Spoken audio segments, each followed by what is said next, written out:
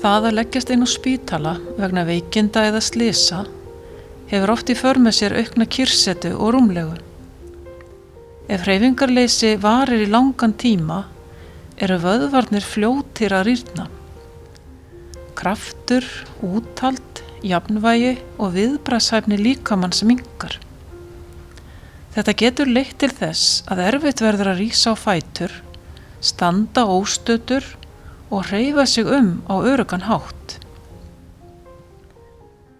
Til að draga úr neikvæðum áhrifum kyrrsetunnar er mikilvægt að hreyfa sig sem mest.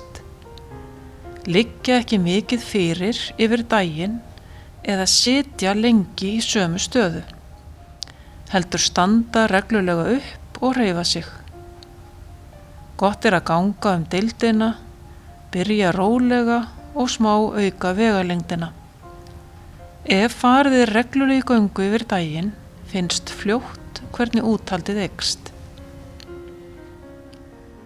Sjúkraþjálfarar meta hreyfifærni og leggja upp viðeigandi þjálfunaráætlun fyrir hvern og einn.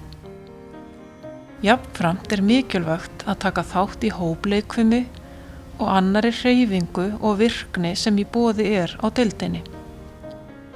Hreyfing örvar blóðflæði líkamann og minnkar verki í vöðvum og liðamótum. Hún eykur liðleika, styrkir vöðva, bætir jafnvægi og eykur úthald. Leið gengur betur að takast á við athafnir daglegs lífs.